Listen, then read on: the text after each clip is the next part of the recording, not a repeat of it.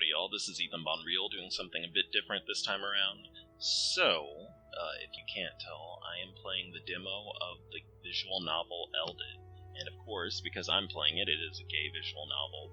And I am really excited to play this because the artwork for it has been very beautiful and all of the concept images that I've seen have really blown me away. So, in addition to that, don't forget, this is actually still in its Kickstarter phase, which means that the creator of this is still accepting donations for it.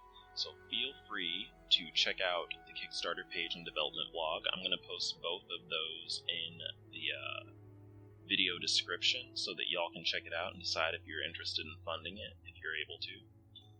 And I will say that this is a little bit different than the other visual novel I did because it takes place in a fantasy setting, which is really neat to me because I'm interested in diverse visual novels, especially if they're gay.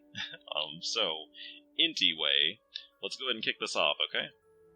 So this is just a basic introduction to how to get through the text and deal with the choice making that is customary to visual novels. Alright, let's get into this. Also, the main character is really cute.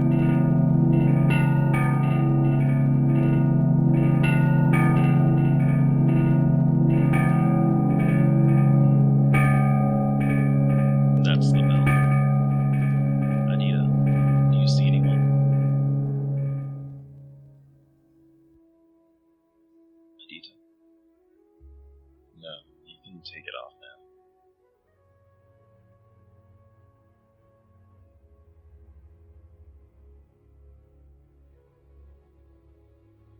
Close your eyes and take a deep breath.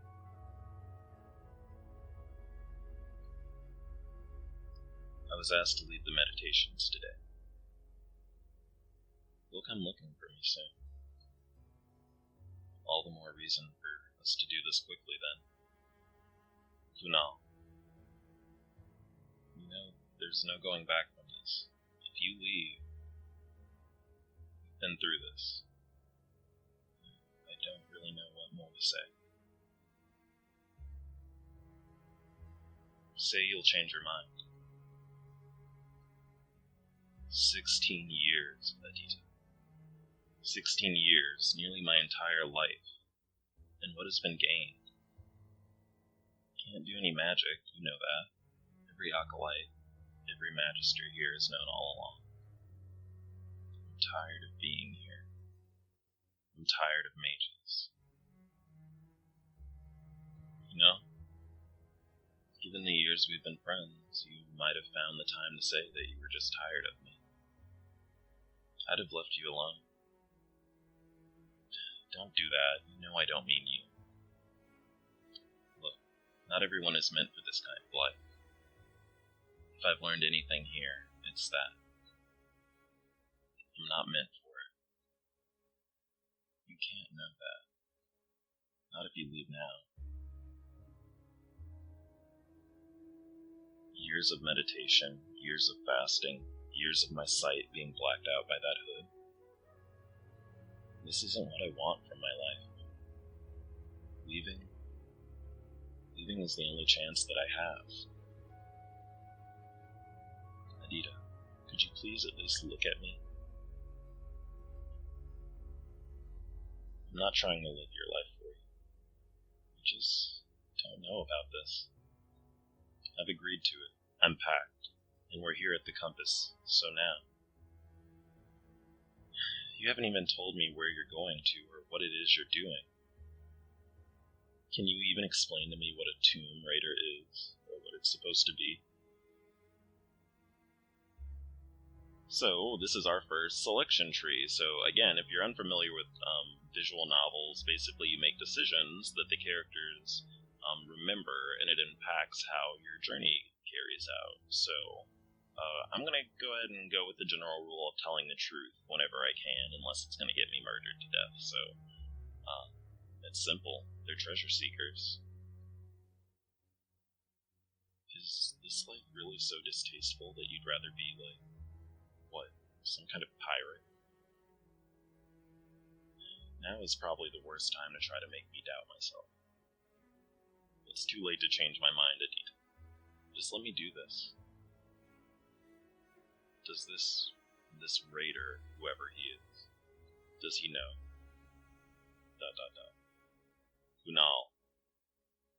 He knows I've studied here, and that's all he needed to know. And this is a school for mages. Kunal, that's what he thinks you are. Adita. What happens when you can't do the magic he's hired you to do? What will he do with you then? He hasn't told me what he needs me to do. He could always just need me to identify an artifact or do a star reading.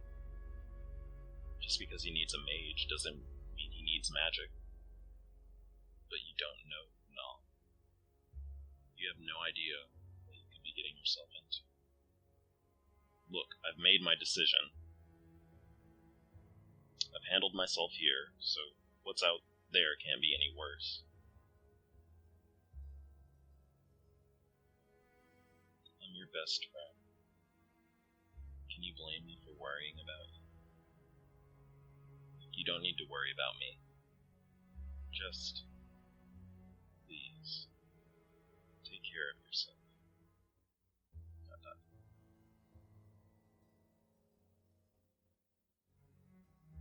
Are you okay? Fine. Really, I am.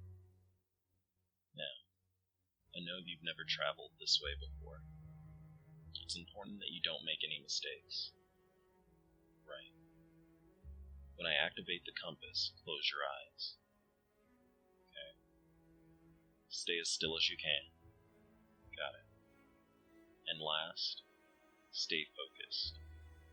Teleportation can release a lot of residual magic if the traveler isn't powerful enough to direct the spell. And you're assuming that you were the one who asked me to come here and activate the runes for you. ... It's no different from meditation. Close your eyes. Let the magic flow through your breath, then channel it through the mind. Focus on the incantation and you'll retain control. Right. I'll do that. So this is an important setup, so y'all gotta pay attention to this. So we learned several key things here. For one, our friend here, Kunal, who's the main character, is apparently leaving to work with some tomb raider, who I'm assuming is assuming that this guy is a mage, but he does study magic, but he is actually unable to perform it himself. So he seems to have a basic understanding of how magic works, but he can't actually perform spells. Which is why our friend is here, because she is actually going to do a teleportation spell for him, because he's never done it, because he can't. So that's important to remember for later. Keep that in your brain holes. Anyway. I'll miss you, Kunal. I'm activating the compass. Oh.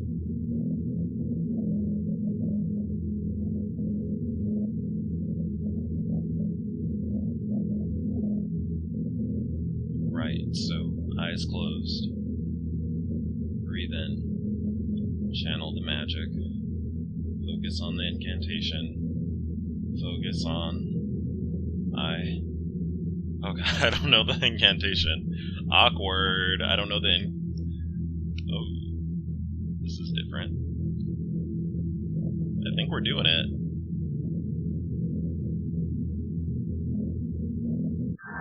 Oh, shit.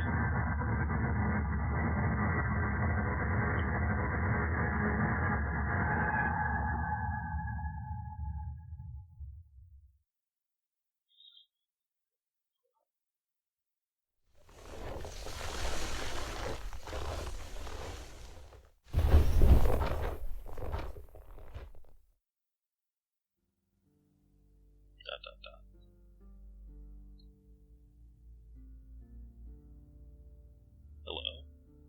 Oh my.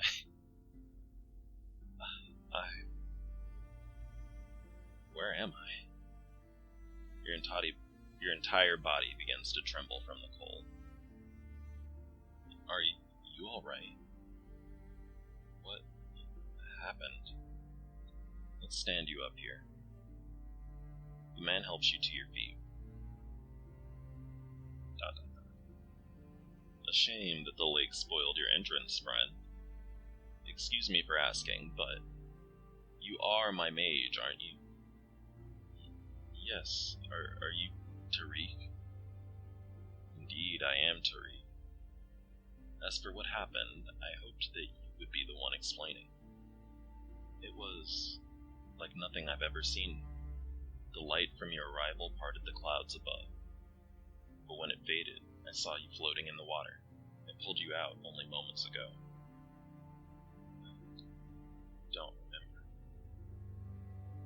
I suppose you'll want to try to dry yourself off. Shall I back away? Do you need much space? Pardon? After what I've just seen, surely you can use your magic to dry yourself. As a frigid gust wafts through the valley, you double over in a renewed fit of shivers. This soon, 1 minute outside the college walls, and I'm already being called on to use my magic. A drying spell. Of course there are drying spells. Children can perform drying spells. But I can't let them know that I can.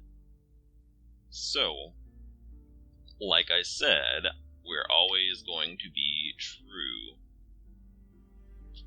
when we can help it. Or we're going to try to be as honest as possible. So we're going to say, well, truthfully, I'm not much of a mage, or really a mage at all. People all my life have told me they expected great things from me. Man, this kid talks a lot. This is a lot of information to deposit on someone the second you meet them. So basically, I can't do magic. That's all you need to know, nerds. You begin shivering too much to say anything clearly. Or maybe not. Well, there's no way around it. You'll have to take your clothes off. I beg your pardon? And forgive me for assuming earlier that magic handled such mundane tasks. Surely it's reserved for much greater deeds. But regardless, we can't have you freezing in those wet robes, my friend. Please take them off. I'll give you some of my own things to wear until we return to camp. You're kidding, right? I think you'll find that modesty only holds so long as you still have goods to be modest about. Are you flirting with me? What the hell? Are you talking about my...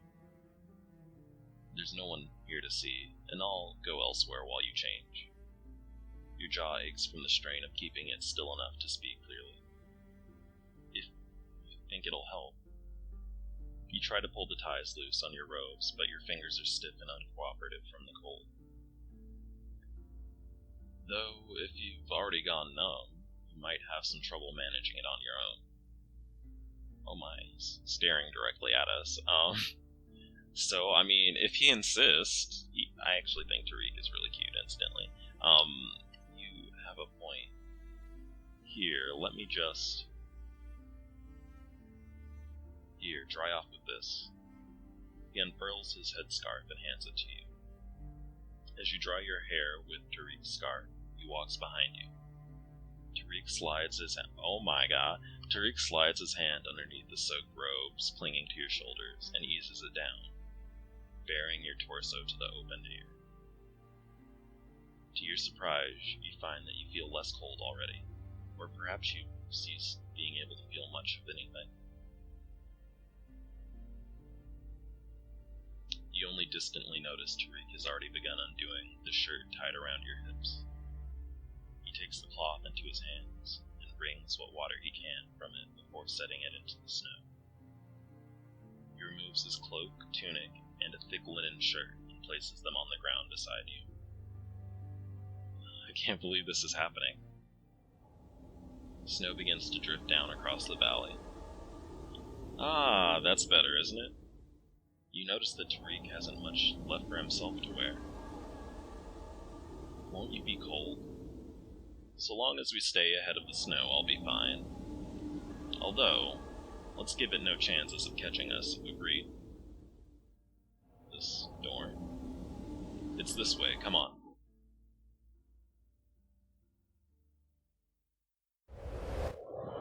Nearly blind from the furious snow gusting around, you make out the sight of what appears to be. You're camping inside of a cave.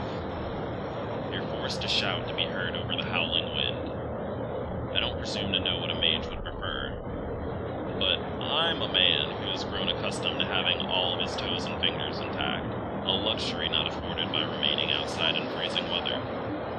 So, if we are alike in mind, you'll join me inside. You follow Tariq into the cave. He gestures for you to sit down on a blanket opposite to a crackling fire. It appears my sister is asleep. And the Merc isn't here either, though I'll doubt he'll want to stay out in that storm much longer. Tariq walks beside the fire and lays your wet robes out to dry before sitting down. Comfortable enough? Better than staying outside? I had a feeling you wouldn't mind the cave for long. ...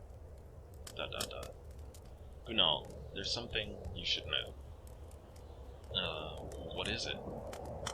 The last member of our party. He is Eldet. I know enough between the history of your people to be aware of, well, the possibility of problems. But I let him know before we left the mountains that there would be a mage among us. He did not object, so there might not be anything to worry about. Ah, you're back. We looked towards the entrance of the cave to see the man Terry mentioned earlier. Lucky that you weren't too far from here when the storm hit. ... Kunal, meet Farun. Farun, meet Kunal. He's a bit of added protection that I've decided to bring along this time.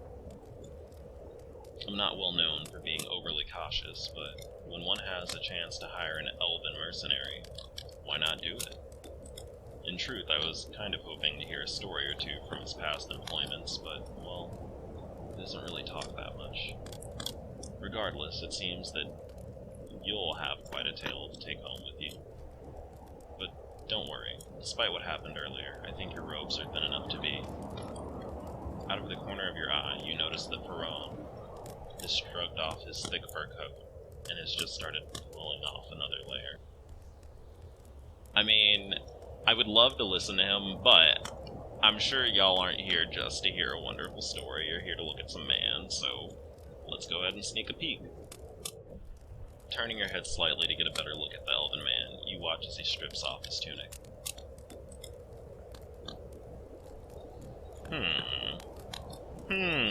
Very interesting. Kunal?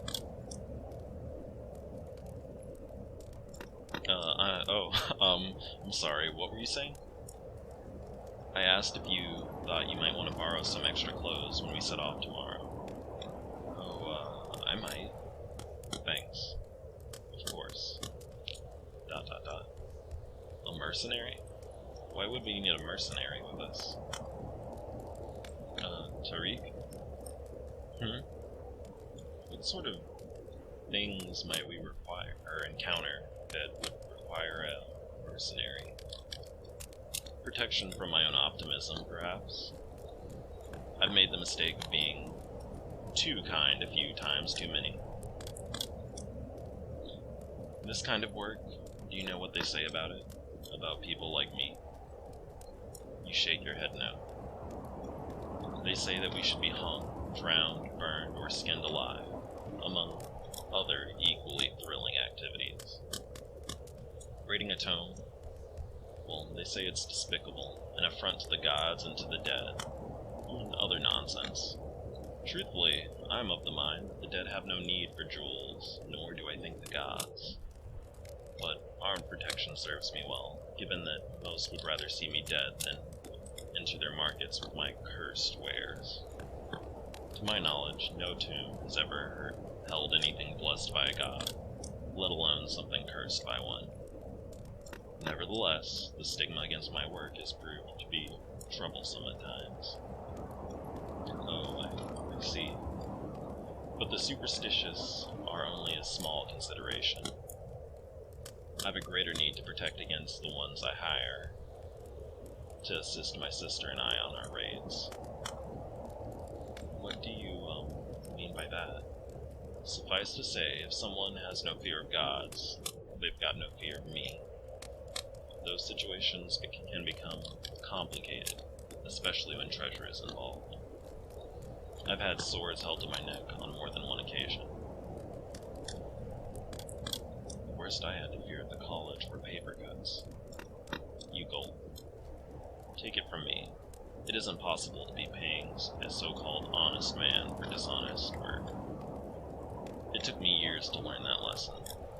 My own fault, thinking that there might be someone worth trusting in the world. Gods. Does he know? Is he giving me a chance to confess? Wishful thinking. It tends to cause one undue trouble too often to hold on to it. As does, well, idiocy. I'd like to think I've gotten rid of both. But nevertheless, there do come times where even I can't get on by my own. You're here as a testament to that. Though, you're, quite a sight nicer than most of the assistants I tend to bring along with me. You're taken aback by the sudden shift in tone in Tariq's voice. Something about your eyes. Hey, he's smiling at us. I'm blushing a little bit. Something about your eyes. There's a softness there that's, well, reassuring. Perhaps the extra protection won't be necessary. Tariq smiles at you. You're torn between Tariq's compliments and the second implication of his words. Even if he does trust me, or at least trust me for now, if he's brought in Faran on my account, I suppose that does make sense, an elf to counter a mage. Even if I could do any magic, elves can't be harmed by it. Even so, all this talk of trust, I can't help but think. Flashback time. What happens when you can't do the magic you're hired? He's hired you to do. What will happen with you then? ... A detail. Something's just occurred to me. Tariq's voice snaps you out of your anxious musings. It very well may be that Faran does not actually understand me. I'm not one to boast, but I'm quite a hand at languages. I even recognized yours when you only said a few words. Truthfully, I was rather relieved when you spoke in a tongue that I could understand quite readily. Surprised, too. I'd have thought that you'd use your own people's language. ... But it's no matter. If I recall correctly, Elven and Mage languages are actually quite similar. Yeah, that is true. Perhaps you could try your hand at talking with them. ...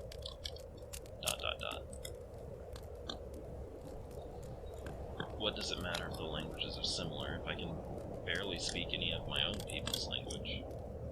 Perhaps I'll explain that to Faran. If he only understands Elvish, he won't be able to tell Tariq that I can't really speak it. Tariq won't be suspicious, at least not for now. ... See what I can do. You turn to face Faran.